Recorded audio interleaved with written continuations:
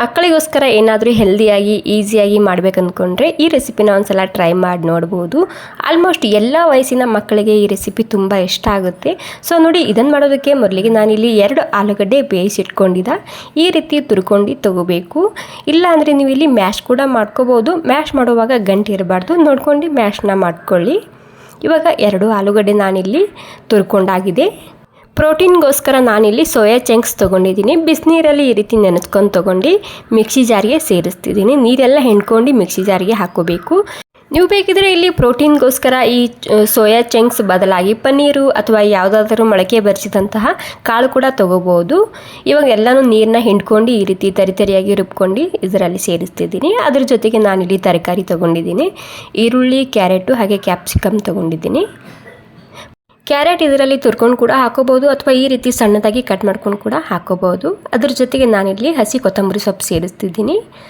ಹಾಗೆ ರುಚಿಗೆ ಬೇಕಾದಷ್ಟು ರೆಡ್ ಖಾರದ ಪುಡಿ ಹಾಕ್ತಿದ್ದೀನಿ. ಮಕ್ಕಳಿಗೋಸ್ಕರ ಮಾಡ್ತಿರೋದ್ರಿಂದ ಖಾರ ಕಮ್ಮಿ ಹಾಕೊಂಡಿನಿ ನಾನಿಲ್ಲಿ. ಹಾಗೆಯೇ 1 ಚಮಚ ಧನಿಯಾ ಪೌಡರ, ಗರಂ ಮಸಾಲ, ರುಚಿಗೆ ಬೇಕಾದಷ್ಟು ಉಪ್ಪು ಮತ್ತು ಸ್ವಲ್ಪನೇ ಜೀರಾ ಪೌಡರ್ ಹಾಕ್ಕೊಂಡಿನಿ. ಮತ್ತು ಬೈಂಡಿಂಗ್ಗೋಸ್ಕರ ನಾನಿಲ್ಲಿ ಕಡಲೆ ಹಿಟ್ಟು ಹಾಗೂ ಬಾಂಬೆ ರವಾನ ಸೇರಿಸ್ತಿದ್ದೀನಿ. ಚಿರೋಟೆ ರವೆ ಕೂಡ ಹಾಕೋಬೋದು, ಬೈಂಡಿಂಗ್ ಸರಿಯಾಗಿ ಬರುತ್ತೆ. ಇವೆರಡು ಹಾಕೋದ್ರಿಂದ ನೋಡ್ಕೊಂಡು ಹಾಕ್ಕೊಳ್ಳಿ. ಈ ಕಡಲೆ ಹಿಟ್ಟು ಮತ್ತು ಈ ರವೆ ಎಲ್ಲನೂ ನೀರು ಹೀರ್ಕೊಳ್ಳುತ್ತೆ, ಸ್ಟಫಿಂಗ್ ಡ್ರೈ ಆಗಿ ಬರುತ್ತೆ. ಓಕೆ, ನೀಟಾಗಿ ಎಲ್ಲನೂ ಸೇರಿಸಿ ಈ ರೀತಿ ಮಿಕ್ಸ್ ಮಾಡ್ಕೋಬೇಕು ಅಷ್ಟೇ. ನಿಮಗೆ ಜಾಸ್ತಿ ಸಾಫ್ಟ್ ಅನ್ನಿಸ್ತಿದ್ರೆ ಇನ್ನೂ ಒಂದು ಸ್ವಲ್ಪ ಹಿಟ್ಟು ಅಥವಾ ರವೆ ಹಾಕೋಬೋದು, ನೀರೆಲ್ಲ ಹೀರ್ಕೊಳ್ಳುತ್ತೆ. ಏನಿಲ್ಲ, ಇವಾಗ ಈ ರೀತಿ ಟಿಕ್ಕಿ ಥರ ಮಾಡ್ಕೋಬೇಕು. ಒಂದು 5 ನಿಮಿಷ ಇದಕ್ಕೆ ಬಿಟ್ಟಿದ್ದ. 5 ನಿಮಿಷ ಆದಮೇಲೆ ನಾನಿಲ್ಲಿ ಈ ರೀತಿ ಟಿಕ್ಕಿ ಥರ ಮಾಡ್ತಿದ್ದೀನಿ. ಓಕೆ ನೋಡಿ, ಎಲ್ಲನೂ ಒಮ್ಮೆನೇ ರೆಡಿ ಮಾಡಿ ಇಟ್ಕೋಬೋದು. ಇಲ್ಲಿ ನಾನು ಪ್ಯಾನ್ ಇಟ್ಕೊಂಡಿನಿ. ಪ್ಯಾನ್ನಲ್ಲಿ ಜಸ್ಟ್ ಒಂದು 2 ಚಮಚ ಎಣ್ಣೆ ಹಾಕ್ಕೊಂಡಿನಿ, ಸ್ವಲ್ಪ ಹೆಲ್ದಿಯಾಗಿರಲಿ ಅಂತೇಳಿ. ಇವಾಗೇನಿಲ್ಲ, ನಾವು ಯಾವ ರೀತಿ ಟಿಕ್ಕಿ ಮಾಡ್ಕೊತೇವಲ್ಲ ಅದೇ ರೀತಿ 2 ಕಡೆಗೆ ಪೂರ್ತಿಯಾಗಿ ಕ್ರಿಸ್ಪಿ ಆಗಬೇಕು ಅಥವಾ ಗೋಲ್ಡನ್ ಬ್ರೌನ್ ಆಗೋ ತನಕ ಇದನ್ನು ಈ ರೀತಿ ಫ್ರೈ ಮಾಡ್ಕೊಂಡು ತಗೋಬೇಕು. ವಾವ್, ನೋಡಿ ಎಷ್ಟು ಸರಿಯಾಗಿ ಕಲರ್ ಬಂದಿದೆ ನೋಡಿ. ನೀವು ಇದನ್ನು ಸ್ನ್ಯಾಕ್ಸ್ ರೂಪದಲ್ಲಿ ಹಾಗೆ ಕೂಡ ತಿನ್ಬೋದು ಅಥವಾ ಮಕ್ಕಳ ಟಿಫಿನ್ಗೆ ಸ್ನ್ಯಾಕ್ಸ್ ರೂಪದಲ್ಲಿ ಇದನ್ನು ಹಾಗೆ ಕೂಡ ಹಾಕ್ಬೋದು. ಎಷ್ಟು ಸರಿಯಾಗಿ ಬಂದಿದೆ ನೋಡಿ. ಹೈ ಪ್ರೋಟೀನ್ ಹೆಲ್ದಿ ಟಿಕ್ಕಿ ರೆಸಿಪಿ ಅಂತಲೇ ಹೇಳ್ಬೋದು.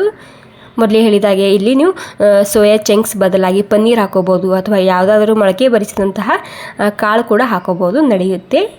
ಇಲ್ಲಿ ನಾನು ಮೊದಲೇ ಚಪಾತಿ ಹಿಟ್ಟು ನಾದಿಟ್ಟಿದ್ದ. ನಾರ್ಮಲಾಗಿ ಚಪಾತಿ ಹಿಟ್ಟು ನಾದ್ಕೊತೇವಲ್ಲ ಅದೇ ರೀತಿ ನಾದ್ಕೊಂಡಿನಿ. ಮತ್ತು ಇವಾಗ ಇದನ್ನು ರೌಂಡಾಗಿ ಲಟ್ಟಿಸ್ಕೊಂಡು ತಗೋಬೇಕು. ಗೋಧಿ ಹಿಟ್ಟೆ ಹಚ್ತಿದ್ದೀನಿ ನಾನಿಲ್ಲಿ. ನಾವು ನಾರ್ಮಲಾಗಿ ಚಪಾತಿ ಮಾಡ್ಕೊತೇವಲ್ಲ ಅದೇ ರೀತಿ. ಇವಾಗ ನೋಡಿ, ಇದನ್ನು ಈ ರೀತಿ ಕಟ್ ಮಾಡ್ಕೋಬೇಕು. ಅಂದರೆ ಈ ರೀತಿ ಪುಟ್ಟ ಚಪಾತಿ ಮಾಡ್ಕೊಂಡು ತಗೋಬೇಕು. ಓಕೆ, ಇಲ್ಲಿ ಸೈಡ್ನಲ್ಲಿ ಹಂಚು ಕೂಡ ಬಿಸಿಯಾಗಿದೆ. ಎಲ್ಲನೂ ಸೇರಿಸಿ ನಾರ್ಮಲಾಗಿ ಚಪಾತಿ ಯಾವ ರೀತಿ ಮಾಡ್ಕೊತೇವಲ್ಲ ಅದೇ ರೀತಿ ಇದು ಕೂಡ ಬೇಯಿಸ್ಕೊಂಡು ತಗೋಬೇಕು. ಇದಕ್ಕೆ ನೀವು ಏನಂತ ಹೆಸರಿತೀರಂತ ನನಗೆ ಕಮೆಂಟ್ ಮಾಡಿ ತಿಳಿಸಿ. ನಾನು ಇದಕ್ಕೆ ಹೆಲ್ದಿ ಚಪಾತಿ ಟಾಕೋಸ್ ಅಂತ ಕರೆಯೋದು. ನೀವು ಕೂಡ ನಿಮ್ಮ ಅಭಿಪ್ರಾಯನ ನನಗೆ ಕಮೆಂಟ್ ಮೂಲಕ ತಿಳಿಸಿ. ಓಕೆ ನೋಡಿ, ನಮ್ಮ ಪುಟ್ಟ ಚಪಾತಿ ರೆಡಿಯಾಗಿದೆ. ಇವಾಗ ಒಮ್ಮೆನೇ ಬೇಯಿಸ್ಕೋಬೋದು ಈ ರೀತಿ 4. ಇಲ್ಲಿ ಸೈಡ್ನಲ್ಲಿ ಹೈ ಪ್ರೋಟೀನ್ ಟಿಕ್ಕಿ ಕೂಡ ರೆಡಿಯಾಗಿದೆ. ಈ ಟಿಕ್ಕಿನ ನೀವು ರಾತ್ರಿನೇ ರೆಡಿ ಮಾಡಿಟ್ಕೊಂಡು ಬೆಳಗ್ಗೆ ಈ ರೀತಿ ಚಪಾತಿ ಮಾಡಿ ಮಕ್ಕಳಿಗೆ ಟಿಫಿನ್ಗೆ ಈ ರೀತಿ ಮಾಡಾಕ್ಬೋದು. ತುಂಬ ಇಷ್ಟ ಆಗುತ್ತೆ ಮಕ್ಕಳಿಗೆ. ಸೊ ನನ್ನ ಮಕ್ಕಳಿಗೆ ಈ ರೆಸಿಪಿ ತುಂಬ ಇಷ್ಟ, ಅವಾಗವಾಗ ಮಾಡ್ತಿರ್ತೀನಿ ನಾನು. ಓಕೆ ನೋಡಿ, ಒಂದು ಟಿಕ್ಕಿ ತೊಗೊಂಡು ಈ ರೀತಿ ಕಟ್ ಮಾಡ್ಕೊಂಡು ಮೊದಲಿಗೆ ಟೊಮೊಟೊ ಕೆಚಪ್ ಹಚ್ಚಿದ್ದೀನಿ ಸ್ವಲ್ಪನೇ. ಮತ್ತು ಈ ರೀತಿ ಮೇಲೆ ಒಂದು ಸ್ವಲ್ಪನೇ ಚೀಸ್ ಹಾಕ್ತಿದ್ದೀನಿ. ಚೀಸ್ ಹಾಕಿ ಈ ರೀತಿ ಟೈಟಾಗಿ ಇದನ್ನು ಪ್ಯಾಕ್ ಮಾಡಬೇಕು. ಪ್ಯಾಕ್ ಮಾಡಿ ಮತ್ತು ಇದೇ ಹಂಚಿನಲ್ಲಿ ಒಂದು ಸ್ವಲ್ಪ ಎಣ್ಣೆ ಹಾಕ್ತಿದ್ದೀನಿ. ಅಂದರೆ 1 ಚಮಚನೇ ಎಣ್ಣೆ ಹಾಕಿದ್ದೀನಿ, ಜಾಸ್ತಿ ಇಲ್ಲ.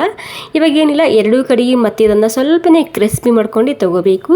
ಜಾಸ್ತಿ ಟೈಮ್ ಹಿಡಿಯೋದಿಲ್ಲ. ಇಲ್ಲಿ ಈ ಸೈಡ್ನಲ್ಲಿ 1 ನಿಮಿಷ ಮತ್ತು ಇನ್ನೊಂದು ಸೈಡ್ನಲ್ಲಿ 1 ನಿಮಿಷ ಬಿಟ್ಟರೆ ಸಾಕು. ಪೂರ್ತಿಯಾಗಿ ಕ್ರಿಸ್ಪಿ ಆಗುತ್ತೆ. ಸೊ ತಿನ್ನುವಾಗ ತುಂಬ ರುಚಿಯಾಗಿರುತ್ತೆ. ತುಂಬ ಹೆಲ್ದಿ ಕೂಡ ಈ ರೆಸಿಪಿ. ಇದೇ ಸ್ಟಫಿಂಗ್ನ ಬಳಸ್ಕೊಂಡು ನೀವು ಪರೋಟ ಕೂಡ ಮಾಡ್ಬೋದು, ತುಂಬಾ ರುಚಿಯಾಗಿರುತ್ತೆ. ಹೆಲ್ದಿ ಚಪಾತಿ ಟಾಕೋಸ್ ರೆಸಿಪಿ ರೆಡಿಯಾಗಿದೆ. ತುಂಬಾ ರುಚಿಯಾಗಿತ್ತು. ನನ್ನ ಮಕ್ಕಳಿಗೆ ತುಂಬಾ ಇಷ್ಟ ಆಗಿತ್ತು ಈ ರೆಸಿಪಿ. ಸೊ ಮಕ್ಕಳಿದ್ರೆ ನೀವು ಕೂಡ ಒಂದ್ಸಲ ಟ್ರೈ ಮಾಡಿ ನೋಡಿ. ಮತ್ತು ಈ ಸಿಂಪಲ್ ಹೆಲ್ದಿ ರೆಸಿಪಿ ನಿಮಗೆ ಸ್ವಲ್ಪನಾದರೂ ಇಷ್ಟ ಆಗಿದ್ರೆ ಒಂದು ಲೈಕ್ ಮಾಡೋದು ಮಾತ್ರ ಮರಿಬಾರ್ದು.